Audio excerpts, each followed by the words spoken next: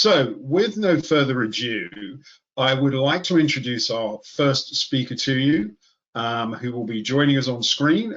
That is Bernd from Camunda.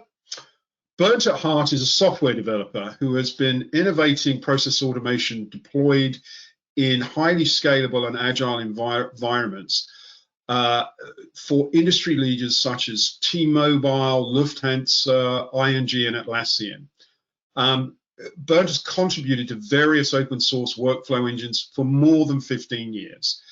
And he's also the co-founder and chief technologist of Camunda, the company providing leading process orchestration platform. He's also the author of Practical Process Automation with O'Reilly and the co-author of Real Life BPMN. So please don't hesitate to check those out. Highly recommended to that. Bernd, good morning. Thank you for joining us. I'm handing it over to you. Thank you, Brian. Good morning from me as well. I have to ask that, can you see my screen? I hope so. Otherwise, I think somebody gives me a nod. We can see it, but awesome. Right, so let's jump right into that. So I want to talk about, we call it Innovating Process Automation, and I basically want to talk about the role of process orchestration within process automation. But first things first, that gets the lights working. What can you see here? Some of you might know this, then it's easy to spot. Some people see that immediately, some take a little while. It's a dog. Right, it's a dog walking. It's very easy if you see the movement, but it's sometimes pretty hard to just see it when you see the dots. And that's kind of a interesting idea, which is very often the case. So if you have like individual things, like for example with cooking, you might have different ingredients which on its own are probably already nice, but only if you combine them in the right mix, you get a really delicious dish. Or the same goes for any sports team. An individual sports player cannot do really much. They need a team where they really play together well and whatever. You can make a lot of these examples. So it basically boils down to that old saying, the sum is greater than its parts. And I think this is something we should definitely keep in mind when talking about process automation. And I come back to why I find this so important in a minute. Okay, so keep that walking dog probably in the back of your head. If we talk about process automation, I think we don't have to emphasize the importance of process automation. So in a recent survey was discovered 92% of decision makers agree that process automation is one of the keys to digital transformation, which is probably not a big surprise to anybody here in that audience, I guess.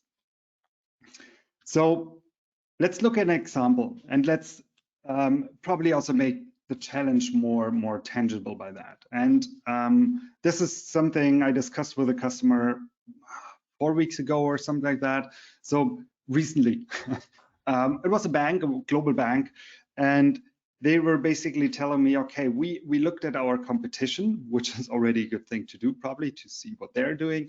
And our bank account opening takes far too long. They do that in minutes, and they could actually, and I found that interesting, they could actually tell me the exact amount of time you need to open a bank account with their competition, but it was within minutes, right? So everything online, at the very end, you get your bank account number and you're ready to go. And they needed days in order to do that. And obviously, they understood that they have to change this. So when you then, and this is a pretty typical thing, right? So competition is raising the bar, and they are probably using automation for that. Otherwise, you can't do that within minutes, 24/7. They're raising the bar. Customer expectations are getting higher and higher, and basically everybody has to cope with that. Otherwise, you're probably out of business at some point in time. If you then dive into how this process of bank account opening is implemented, like IT-wise, you have to follow a couple of steps, obviously. So you have to do these kind of tasks in a certain sequence in order to open the bank account. And of course, you have to use certain existing IT systems, because very often it's not a green field. If you don't start a bank from scratch, you have your existing IT legacy systems, and you have to connect them in some way in order to make that happen. One of the interesting things is some of their tasks might be automated already in these kind of IT systems. So the address check, for example, is fully automated, right? It's just a separate system from the rest of the things. So the wiring together from user like entering data on the website, basically ending up in the CRM system, that might be an API call, but then how does a human look at that in order to approve it, for example? How does the approval is written to the CRM system? How does that trigger the address check that has to happen next? How is the scoring triggered then, and so on and so forth? Like the overall control of that business process happening is very often challenging. And probably, and as a result, we see very often broken end-to-end automations. So if you look at certain tasks within a process, I come back to that, they might be automated very well, but the end-to-end thing, like from the customer wants his bank account to it's fully opened, it's very often broken in terms of automation and integration. That leads to not only taking longer, but also a lack of understanding. So how do we open bank accounts? It's something you might have to ask a lot of people to understand what's actually happening. And that also means you're not able to change it. So for two reasons. First of all, if you don't understand it, it's hard to change. Second of all, even if you understand it, you might have to touch a lot of different systems, a lot of different teams and organizational procedures and whatever. So it's pretty hard to change it. And that's kind of the, let's say, the bummer of process automation here. That's kind of the big challenge here. That's what process orchestration solves. So the idea is to add some kind of orchestration capability. What I'm using here is BPMN. I'm not going into the basics of BPMN. It's a modeling standard, ISO standard for first of all, like drawing, modeling, designing these nice little flow charts, but also executing them on a workflow engine. Show you that in a minute in more detail. But the idea is this orchestration here, this orchestrator can basically tell the different parts, the different tasks here when their turn is. So, okay, the website basically kicks in a new bank account opening request. So the first thing we have to do is to check the address, which might be an API call to the address checker, which is already there. So we're not automating that task itself. We're basically triggering it. And the next step is scoring it. And the next step is probably a manual approval. Same thing, it's not automating the task, but it's making sure the person that does it knows it at the right point in time, and so on and so forth.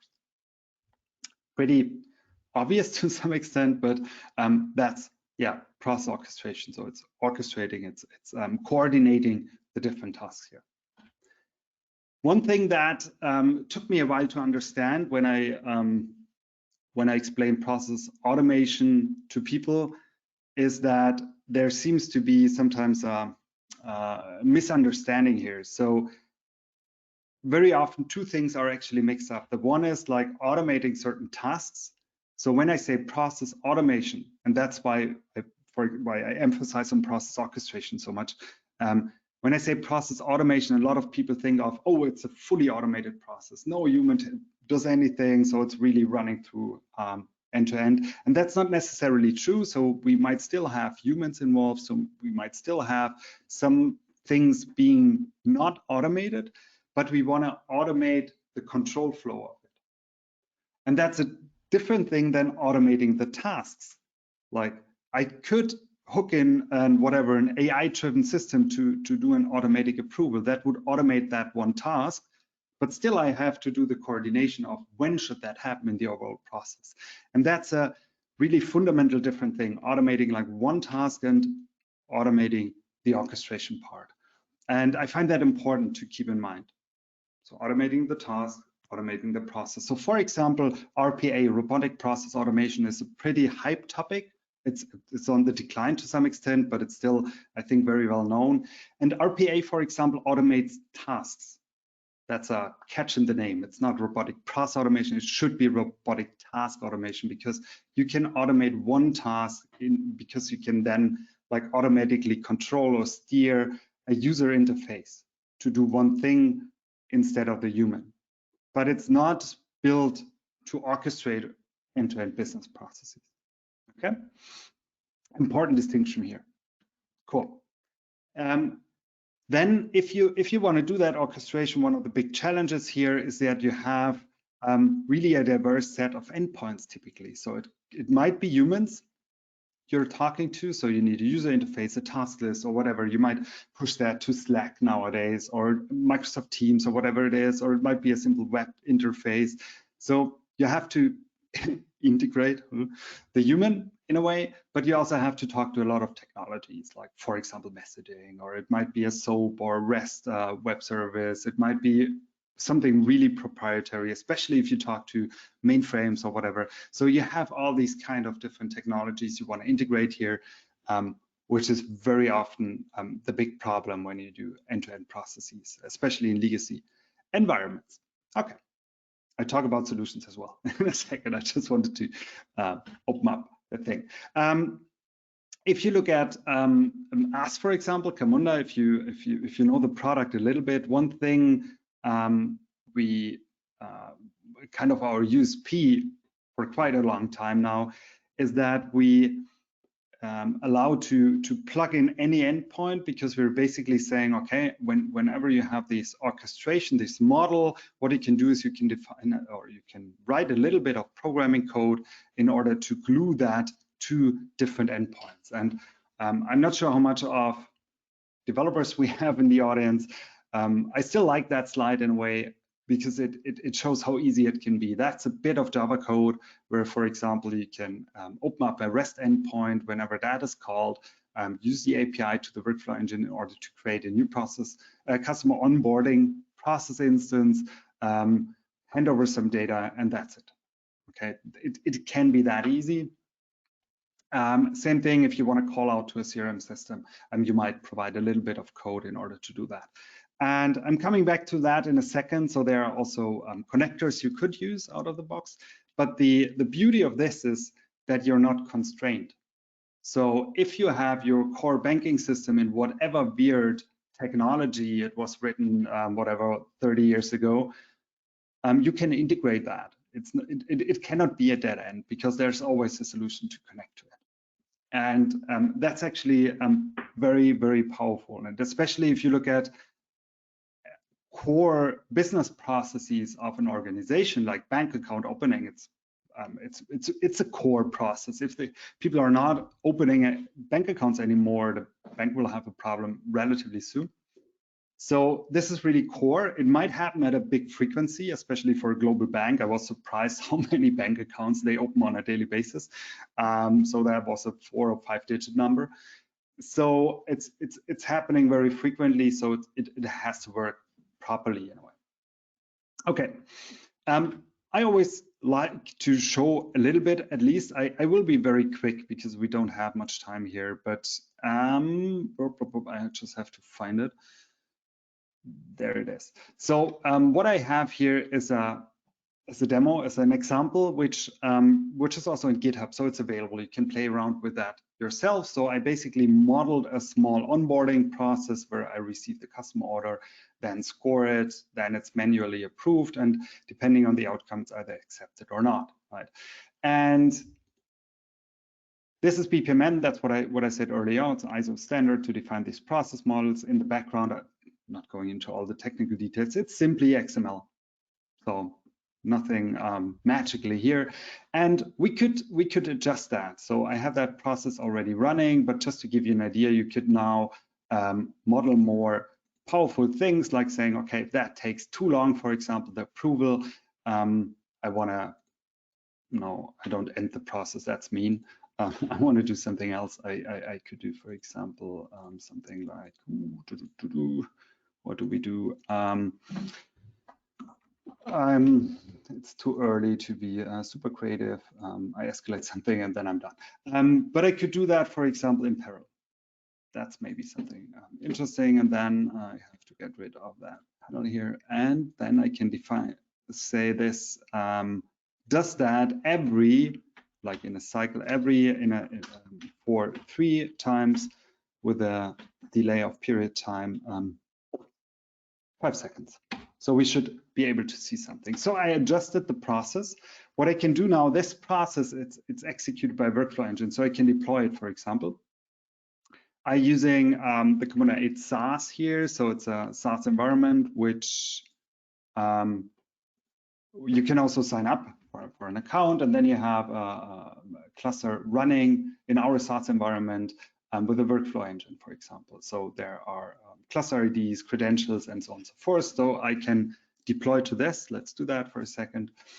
And then I can see that in the, there are different tools. So for example, in the operation tool, I could see that I have processes deployed. For example,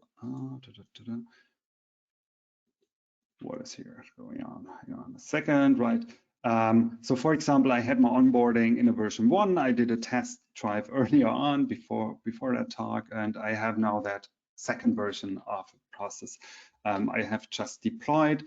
Then I have my little application here, and I have to be mindful of the time here. And there you see the code which I showed you earlier on, but that's not the point I want to hint at. I also have a small web application here because every good demo starts with a great web application. That's my super simple web application, and I love to do that because then if you're interested, you can basically dive into how that's done in the background, and you will see that it's a simple, super simple REST call. The super simple REST call, it's basically pointing to a bit of Java code which kicks off the process instance, and you can dive into that. That is really easy to do, but you will get a very powerful technical solution. So I can submit a new order that worked, and I will see that in operate. So if I go back and refresh, it was too quick probably. Right, I see my new process instance now waiting for approval. If I want to do that, I could go to a user front end, and if I wait a little bit, it already got escalated twice because it's already 10 seconds. So there comes the third one. Yeah, and I can approve it and decide if it's automatically processed or not, and go on. That's probably not too surprising here. And then I will see that my process instance actually will move on. So let's quickly look at that. Right. So if I go into the process instance, I see where I went. I still have these 3 escalation tasks. I could terminate, whatever. That goes into the details of BPMN now. But you can see that it's very easy to change the process, very easy to see what's going on. You get a lot of like audit data here, for example, how long it took. You can make use of that audit data, for example, if you want to do heat maps. So you could do a new dashboard for our small process, right? Like a default dashboard, for example, that shows you typical data around what's happening in my process. Okay, so it's pretty quick. You can see heat map where it takes long, not a surprise when the human is at work, and a lot of other things. So just wanted to give you a quick idea what I mean by executable process models. So, and yeah, you can check it out yourself if you like. Thing is, if you're more technical, what you've just seen is I have one Spring Boot, in this case, one Java application containing the process model, the BPMN file as an XML file, a connection, basically a client library towards our Commander 8 SaaS, and a bit of Java custom code to connect to my REST endpoint. What we also have in the architecture or in the platform, you can use connectors. So you could go in the modeler, and I'm coming back to why this is interesting in a second. So you could also have a new task where you basically go for a service task. What is my problem here? Hang on. Anyhow, you can select the, it's normally in the palette. I was wondering why it's not in my palette here, but I might have configured my modeler wrongly. So you can basically go to the palette and say, okay, I want to make this a REST connector. So you don't have to write code for any piece of REST. invocation, for example. So there are certain out-of-the-box connectors which you have. So it's basically a choice if you want to use an out-of-the-box connector or if you want to write custom code. And we even have a lot of customers doing kind of the hybrid in the middle, because they have their core banking system, for example, which they have to connect to all the time, but it's very bespoke for their situation. So what they do is they build their own in-house reusable connector, so they can then reuse it across the firm, right? It's not provided by us or the community, it's their own code, but they reuse it internally all the time. Okay, and that's pretty flexible, actually. Cool. That brings me to one of the very interesting questions here, which is around low code. So I consciously started with showing you Java code, actually. So that's very what we call pro code, the pro code approach. So it's basically software engineering.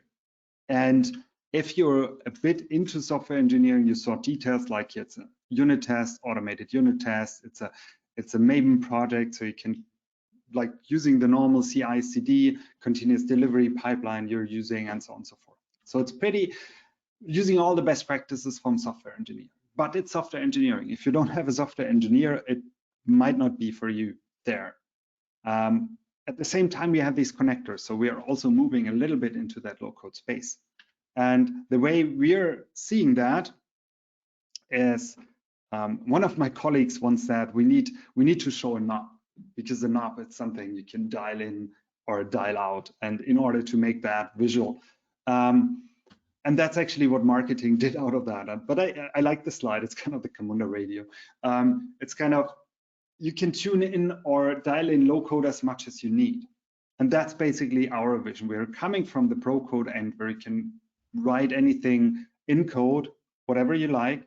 At the same time, there are low code capabilities, and you can use them if they make sense for you. It's from our perspective, it's an accelerator for the project. So it's probably faster to reuse a connector for typical integrations like REST or AMQP or SendGrid or whatever it is for you, Slack, Teams, than writing that from scratch all the time. At the same time, there might be a lot of situations where pro code is superior. It's faster, quicker, more stable, or whatever. And you can select that yourself in a way.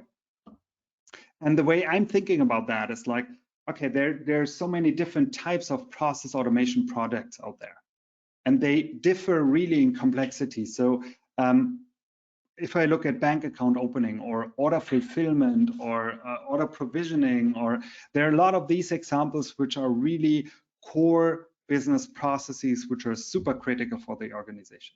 And in this area, typically you want to do a full IT project, because you want to have all these advantages of that best practices of continuous delivery, be quick, be fast, have a high quality, have automated test cases, and so on and so forth.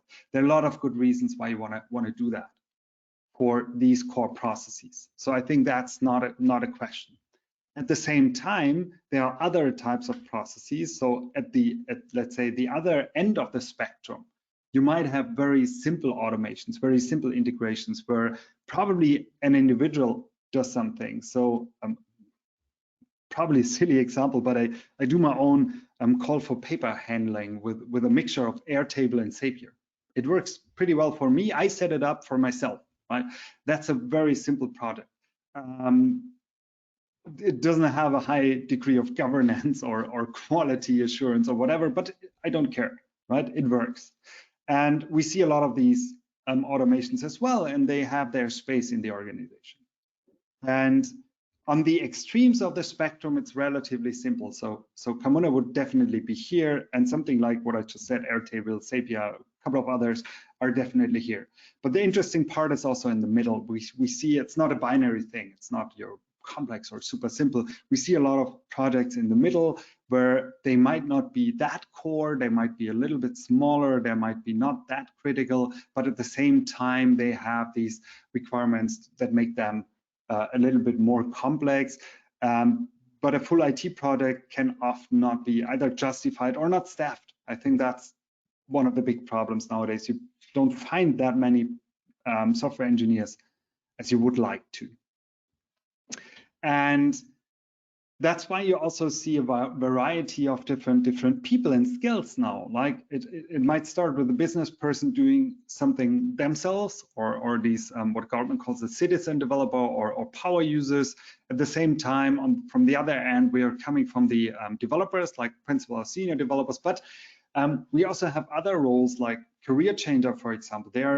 They can program to some extent, but they're not a pro within that. And you also want to enable these roles in order to do proper automations. And we also see these what we call low-code developers, or for example, if you look at RPA, we see a lot of organizations, they have specific bot developers. They do RPA bots. Okay, they have understanding of IT, but they couldn't code. So it's somewhere in the middle. And I find it interesting, first of all, to acknowledge that it's not a binary thing. It's not, hey, low code, pro code, and this is there, and oh, you have to find it's somewhere. It's kind of a continuum. And now it's interesting if you want to, for example, select a solution for you. It's interesting to understand the vendor, where they are coming from and what's their focus. So again, making an example from our perspective, that's where we come from, where our customers do Java process applications, so pro code. It's IT solutions, but we're also, or microservice orchestration. That's what we're doing a lot with a lot of organizations. We also do bot orchestration recently a lot. So with telecom, for example, we're orchestrating a huge army of bots. So there it already gets less pro code, right? And we're also seeing Goldman Sachs is a good example there. They rolled out Camunda across the whole firm and doing basically providing to their end users kind of a low-code-ish experience. So they're adding a low-code layer on top of Camunda themselves. So that's somewhere probably here. So there are these use cases where it gets a bit more low-codey, which are interesting to tackle. Right, and the low-code tools, if you look at the low-code tools, they're basically trying the same thing from the other way around. They are super easy, clickable, but then they have this script field where it can enter code and basically go beyond what they have in their walled garden there. And depending on where you are here on that spectrum, the one or the other might make much more sense. Okay. I hope that makes sense. Coming back to the bank account opening. So we automated that with that process, for example, but we're not yet speeded it up, right? Not sure if you recognize that, but even if you automate that, it doesn't get faster. We're still having, and that might be the problem here, an approval. That's probably not done within minutes, especially if it's in the night on the weekend. So we have to adjust that. And the great thing is, and that's what we're seeing in a lot of journeys from our customer, is actually that as soon as you have that orchestration, that process model, and you have that understanding, you can now swap out certain things. So you can say, I replace that manual approval with, for example, an automatic approval. And that might be AI driven, but it also might be a simple decision table, for example, where you just get in a score and a couple of other elements in order to decide if that's automatic approval, or if probably some human still has to look at it, but now you get this much less frequently. So that actually frees up your people to do other things. It allows to scale the process, but it also makes it faster in most cases. And the important thing is to have that model in front of you, to understand the process in order to make that happen. Okay, cool. So we improved the customer onboarding. We use BPMN. I said that a couple of times, and I also showed that. So that's what I believe. Process orchestration can fix the problems with process automation. So we're talking about process automation all the time, which makes sense. For me, there are two things: the task automation part and the process orchestration part. Both are important, right? And depending on what the current goals are, the one might be more important than the other, but both are kind of equally important, and it's important to distinguish them to understand they're two different things. And now with process orchestration, coming back to that, there are basically two main challenges. And I find that important also to acknowledge endpoint diversity. I talked about that. and the process complexity. I go into both, so don't worry. Endpoint diversity is something we already tackled. So we might have all these different things like different IT systems, different technologies, people, whatever. Now, one important or interesting thought here is as well, so we see a lot of tools or tool categories that focus on integrating multiple endpoints of the same type, of the same kind. So if you only orchestrate bots, for example, that's a different thing. Or if you only orchestrate microservices, that might also be a bit different, or only APIs like endpoints and so on and so forth. So there are tool categories which focus on those categories. What we're, for example, looking at is really having these diversity, how we call it, different endpoints. So we have humans, we have APIs, we have bots, we have this and that, and so on and so forth. And this is a big challenge also, like technology-wise, for example. We talked about that. Yeah, the customer onboarding we already had. And this, I just want to quickly mention, or coming back to the process complexity aspect of it, because I find that very interesting as well. And that's what a lot of tools that are not BPMN based sometimes kind of forget. So in real life, most of the end-to-end processes are relatively complex by nature. So you have all these situations where somebody cancels something, where this goes wrong, where I have to go there and whatever. It's not a straight line. That's what I'm trying to say. And in order to automate that orchestration or to coordinate that properly, you need the power to express this or these situations in your model. Let's make a quick example, like order processing, order fulfillment. You order something and then it gets shipped to you. So you might order something which has like many positions there. You order like 20 things, and it's a store that wants to process your order, but they have multiple warehouses actually to pick that in parallel, which is not uncommon actually. We are having a couple of big global retailers. They do that all the time, like picking in different warehouses, sometimes shipping in parallel, sometimes getting that to the same warehouse in order to ship it out. But as a customer, I can still cancel, for example. How do I do that? Or if you don't cancel, I might need to pay the invoice later on. I want to have a reminder and so on and so forth. So you can do a lot of these things you can express in process model, and you need certain constructs. We call that advanced workflow patterns to make that happen. So for example, I do that in parallel, but dynamically depending on the number of order positions, or I need to correlate a cancellation message to the right waiting process instance or running process instance, or I have to look at time and so on and so forth. So, and that's, by the way, why I'm such a big fan of BPMN. So the whole BPMN language allows to express these problems in proper constructs, like wherever I am, whenever I get a cancellation, I do something else, for example. I do that for every order item. I wait for time happening or a message coming in. So there are a lot of these kind of examples what you can express in BPMN, which is very powerful, because if you don't have that, you work around that, or you code around that, or you do very ugly like modeling things in order to get to express these problems. You have them in real life. That's what I was super happy with, for example, Intellics coming up with a report where they also said that simplistic process logic simply won't cut it. Real-world business process patterns arrive with the exceptions that require sophisticated error handling compensation logic. And that's the important thing. You have that in real life. So you need to express that. And if the language or the tool cannot, you have to do workarounds which are expensive and slow and whatever. Okay, cool. So summary, these are the challenges you have to solve with process orchestration.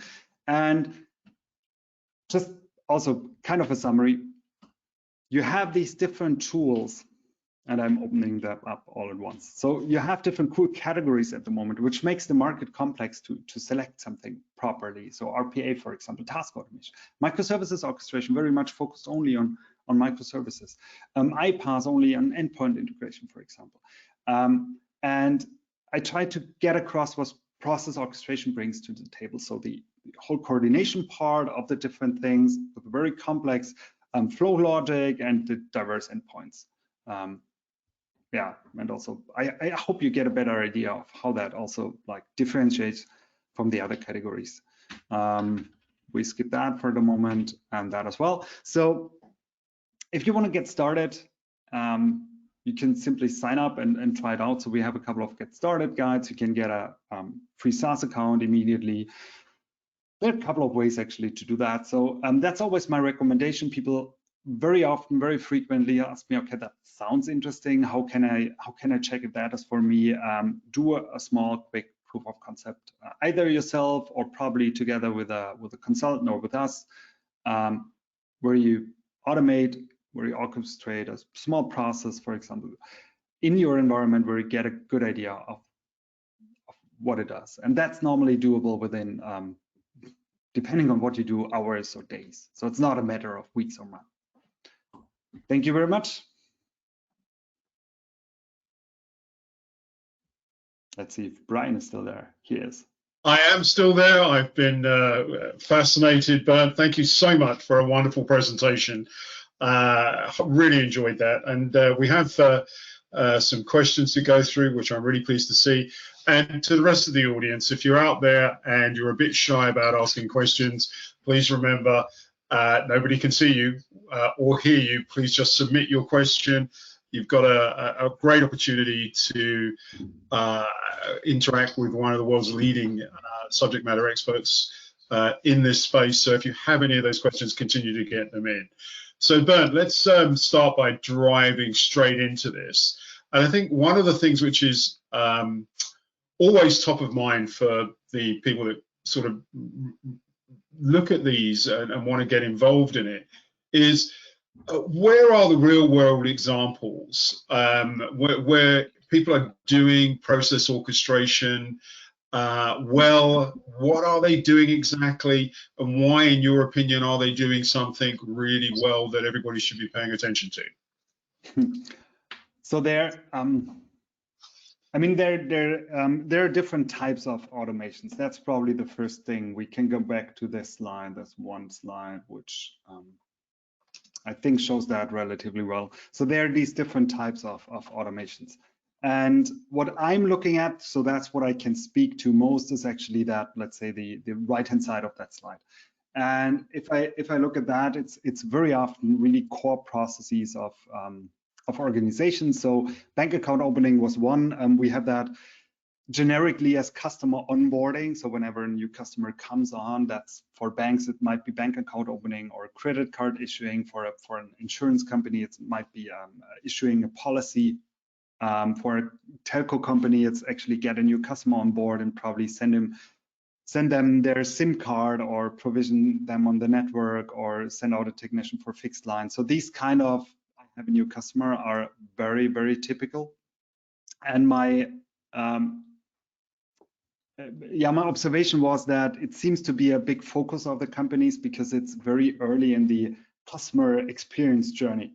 So you want to have a good experience for the customer when they have their first touch point. They want to get at your product, so let's make them a good experience. I'm not saying they are not that good in their servicing processes, but it seems to be a focus on onboarding at the moment.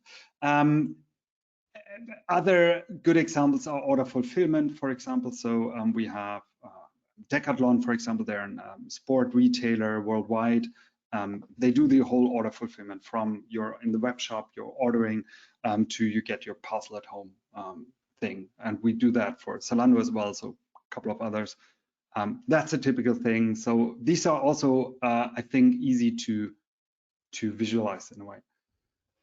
We have, just to mention that because it's one of my favorite examples. It's not a common example, so but it's my favorite one. It's the NASA, which their Mars robot, the Perseverance robot, when it sends down pictures from space, they run processes to basically do all the image processing, because you do a lot of different kind of things on the images. They take a while, so you need to coordinate those. They happen in parallel. That's what I'm talking about earlier on, the complex flow in a way. They handle that with a process on Earth, not in space. And then they basically calculate what the robot should do next and send out new commands to space. For example, that's also a process which you automate, as an example. That's pretty cool. I can understand why it's your favorite process. As a follow-up to that, Bernd, one of the questions that's come in, a lot of the organizations that you have outlined are essentially enterprise level, where obviously they can apply economies of scale and all those good things. Do the same benefits occur when you get into the sort of mid-market SMB arena? And if not, what can they expect from them? I find that a very interesting question. So we're I can back that. So most stories I know are from the enterprise level. To some extent, I think it's twofold. The one thing is, in the past, already setting up these systems and setting up the whole environment was quite complex. So the medium-sized are very often not capable of doing that or don't have the resources. I think that's something the whole SaaS and cloud thing can fix and does fix to some extent, because it gets so much easier. If you start with the development environment, you don't need to set up anything. You have it on GitHub, you have this and that. You also have, for example, Camunda can consume in SaaS, so you don't have to operate stuff. It gets much easier. I think that's an enabler for the mid-sized companies. The second challenge very often are the roles, like, do they have software development in-house? And that depends really. I know companies, also smaller ones, that do have, and others might not. And that sets the constraints of what you can apply and how much effort you can put into that. And I hate to say that, but I say that like 100 times a day. It always depends. It's really also depending on your business model, for example. You might be a very small company, but you want to automate your kind of whatever the product is you're offering fully, for example. A lot of the IT startups fall into that bucket. Of course, they can do that. If I'm more in the, let's say I'm manufacturing, it might get much more complex in a way. Fantastic. Thank you for that, Bernd. And as a follow-up to that, and sticking with this project type and sort of skill levels question, what would you recommend, or what would you say is the right mix for a company to explore in terms of having in-house skills and in terms of a team to make sure that they can do a successful implementation almost immediately? And is there a good example of an organization out there that had that mixed right out of the box? So I think for the mix of people, it's again pretty hard to generalize, because it depends on the size, on the type of projects, how many of them, and so on and so forth. What I've seen working pretty well, and that's across the board for a lot of organizations, is to have at least some kind of, I don't like the name too much, but center of excellence is typically what people understand, like kind of a very central team that facilitates knowledge, let's say that way. It doesn't have to provide any technology themselves, but it's kind of a consulting part within the organization. And we see that working really well, because then you can have in-house, normally it's 1 to probably 3 people, if you're a big organization more, but it doesn't have to be big. But you have to have good people with a good understanding also of the different tools, for example. So what I've seen working best is if the center of excellence is not focused too narrow. So it's not a Camunda center of excellence, for example, but it's very often a process automation center of excellence. They're looking at Camunda, they're looking at RPA, probably they're having legacy, still looking at whatever Pega or whatever. And they have also that understanding of, okay, if I see this project over there, and that's your team, their existing team, that's what you want to achieve, then this solution might work for you best. Because it's very often not that's a process you want to automate, okay, fine, go with Camunda. It's also like, what type of people do you have there? What's kind of the environment? What's like different kind of things you have to understand in order to select the proper tooling. And that's what I think is important, to have at least, let's say, at least one person who starts to understand that and can basically guide you internally as well. Fantastic. Thank you for taking the time to explain that, Bernd.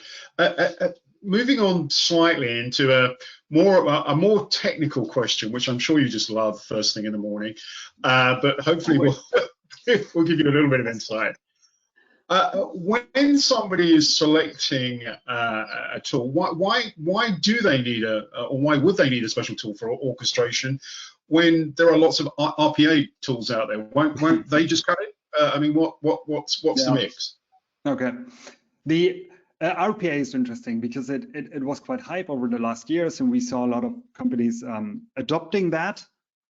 Very often in the first projects, you gain something very quickly, so the return of invest might be quick for first project. So they extend their usage across the company, and what you can see in those companies is that as soon as you apply that to, and that basically boils down to that slide here, to this one. So they're good as kind of the task automation part. Mm-hmm. But as soon as you start to apply that on the overall orchestration, what happens is that you have bots calling other bots. And we've seen that one prime example, they also have a couple of good slides about that. It's Deutsche Telekom, where they started to do that, and they called it spaghetti bot integration.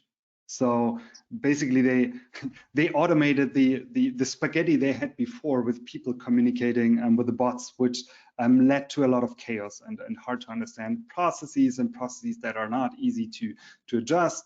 RPA tools are not good at expressing these complex process logic, for example. They're not good at keeping state at scale and whatever. There are a lot of limitations, and that's why they added that orchestration layer, saying, okay, we need an orchestration layer coordinating that bots.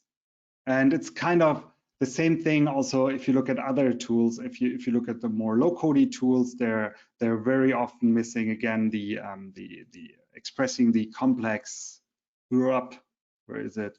The complexity you have in typical processes, or they can't integrate all the endpoints. So there are a couple of distinct requirements that make an own category in a way for this orchestration. Fantastic. Thank you very much for the explanation. And I hope everybody listening understands that process.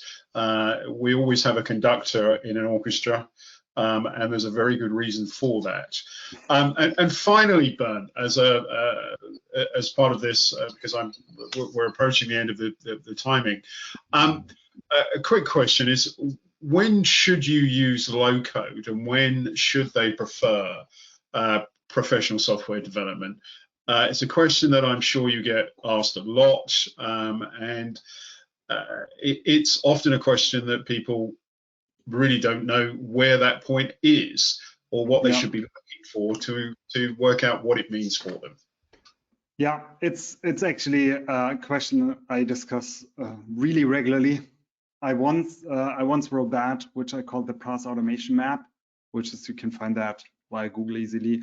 And I tried to, for example, come up with the typical aspects you should look at. Like, what's the process? Is this very unique or standardized? Is it very complex or not?